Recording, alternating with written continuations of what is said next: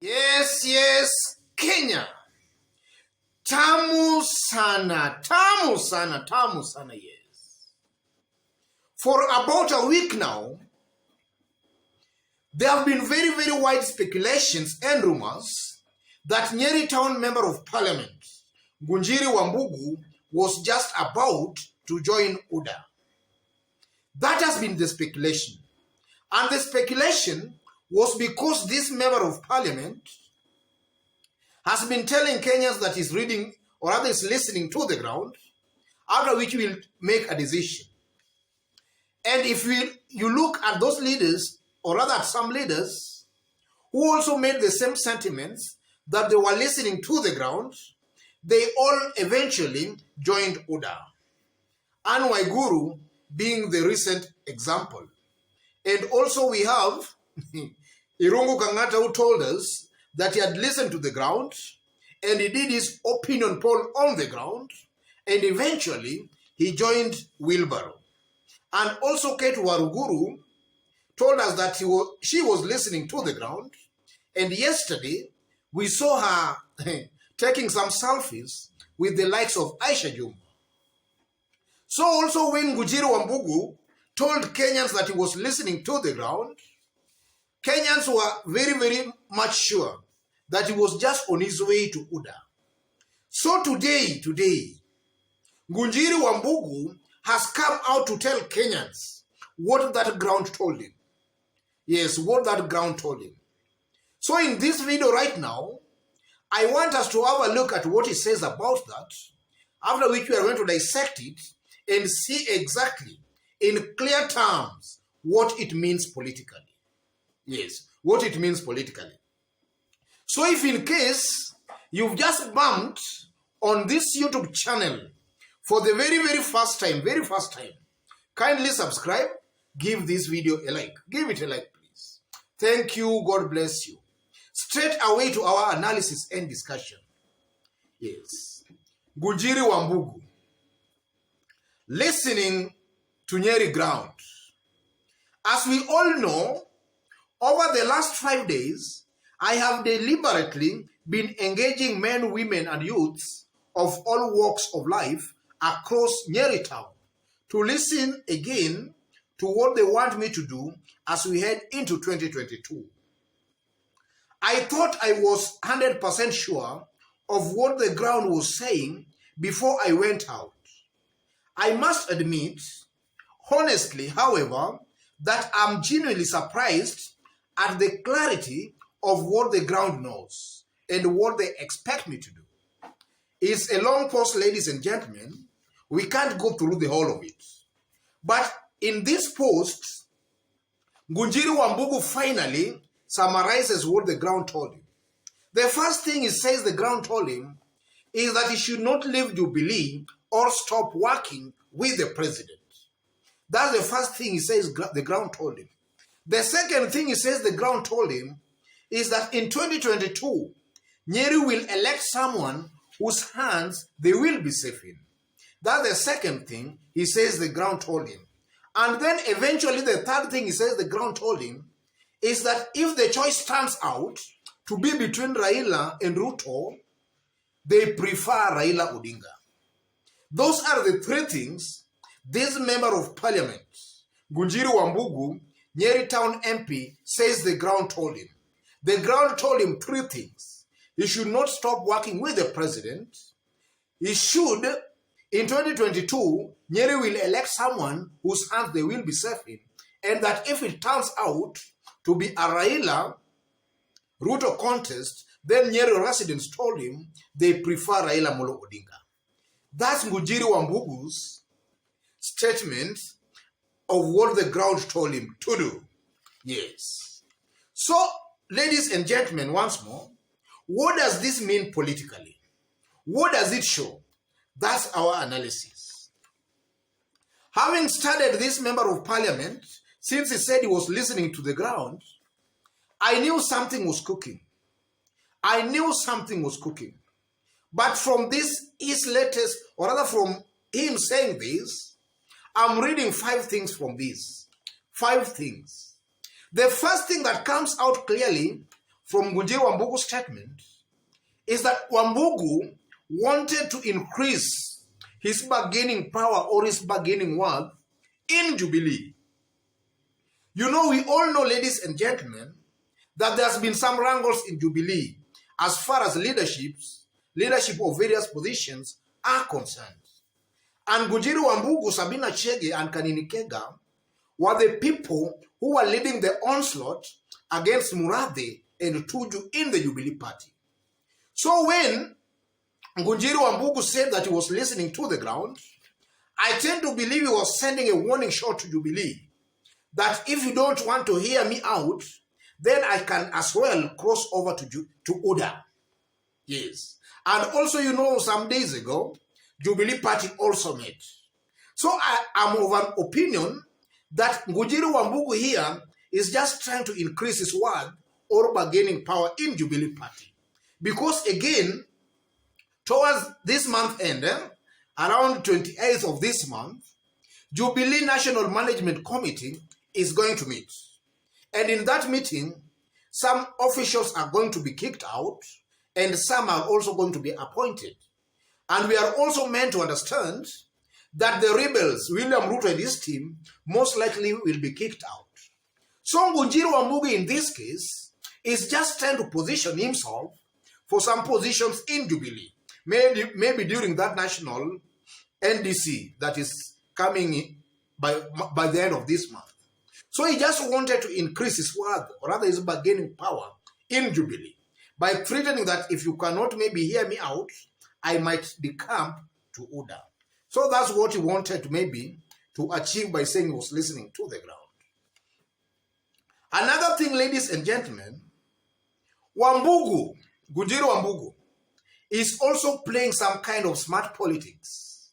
The ground he's talking about is non-existent. There is no ground he talked to. Because how many grounds can we have? Irungu Kangata said he listened to the ground and the ground told him he should go the William Ruto way. We also had Anwai Guru saying the ground told him Ruto. And Ngunjiri Wambugu is coming and telling us that the ground told him is now Uhuru Kenyatta and Raila Odinga. So in my honest opinion, without taking sides, I'm seeing that these politicians have made their decision on maybe the side they want to align themselves to. So they are cleverly maybe talking just to some close friends of theirs. And you know, sometimes the masses can be very, very deceptive. If the masses have seen you want to align yourself to the president or Raila Odinga, they will now tell you that that's the place where we are. The same to Irungu Kangata. You know, Irungu Kangata had shown some very strong signals that he wanted to go the William Ruto way. So maybe the people he talked to, if any, just told him and pushed him towards that ground. The same to Anwai Guru. The ground in this case, ladies and gentlemen, I tend to believe the ground is non-existent in this case, but just some of these members of parliament, close associates, who tells them what they want to hear. They just tell them what they want to hear. And then another thing that comes out clearly from this Wambugu case, I agree with him when he says the ground told him not to leave Jubilee or the president. I agree with him on that. Because I'm one person who has on numerous occasions stated in this YouTube channel that our politics is largely ethnic. It will take a century for Kenyans to rethink, or rather to move out of that kind of ethnic cocoon brand of politics. I'm very, very sure, ladies and gentlemen, and I'm saying this without any doubt at all, that when politics will get charged properly, Mount Kenya, residents of Mount Kenya, the gamer community will all vote to the last person, to the direction President Uhuru Kenyatta will show them. That is something I've been very, very consistent and I've been very much stating here. And I've also always maintained that the ground sometimes can be deceptive. They can tell you today that we are with so-and-so, but you know, one day in Kenyan politics is like the biblical 1,000 years. One thing that is consistent about the ground we know, is that they are always very, very loyal to their ethnic kingpins. And at the right time, they will just go with their ethnic kingpin. So when Ngunjiri Wambugu states that the ground told him not to abandon the president or Jubilee, I agree with him there 100%. That is true. And then fourthly, ladies and gentlemen, Wambugu also wants to catch the attention of Raila Molo Odinga. Because we have seen in Raila's forays in Mount Kenya, Raila has been very, very keen on maybe tagging along Kanini Kega and Laikipia Governor, Ndiriti Murithi. Because Ndiriti Murithi, Laikipia Governor, he has got roots in Nyeri and is also a cousin to our former president, Mwai Kibaki. So Raila has been using Kanini Kega and that governor, Ndiriti Murithi, maybe to try and climb the mountain. So Ngunjiri Wambugu maybe is also trying in this case to catch the attention of Raila Molo Odinga, so that Raila can also just also use him as he climbs that mountain. That's also a likely possibility. And this is why also is stating that the ground told him that now if the race now narrows to Raila Ruto contest, then the ground feels they are safe in Raila's hands. He just want to catch the attention of Raila Molo Odinga. And then finally, ladies and gentlemen, Ngunjiri Wambugu also comes out as a political schemer, strategizing his every move. He's keeping people guessing before he springs the surprise. Yes, in this case, it's just giving Jubilee some relevance, which is good in politics. You know, in the past 5 days, Kenyans have been guessing, and a majority of Kenyans were fully convinced that this man was headed to UDA. Yes.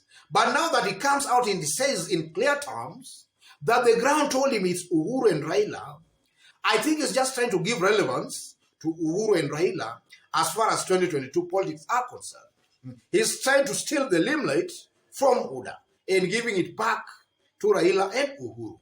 And also you will agree with me, if you have been following the political brand of Ngunjiri Wambugu, then I consider him one of the smartest politicians we have currently in Mount Kenya. One reason why Uhuru and Raila are not using him, I don't understand why, but he comes out to be a very good schemer in terms of mobilization is concerned. He did a very wonderful job during Kiambaa parliamentary by-election. In this YouTube channel, I attributed that success to this member of parliament. He seems to be very calculative and a well-scheming politician. Otherwise, ladies and gentlemen, having looked at the whole issue, I believe these are the 5 things that comes out from that Ngunjiri Wambugu statement. This is most likely the meaning of that, his statement. You know, in the last 1 week, he has kept Kenyans guessing. So it's good that today he came up and just declared what the ground told him. Just as I did indicate when he was starting, if you've just bumped on this YouTube channel for the very, very first time, kindly subscribe, give this video a like. Give it a like, please.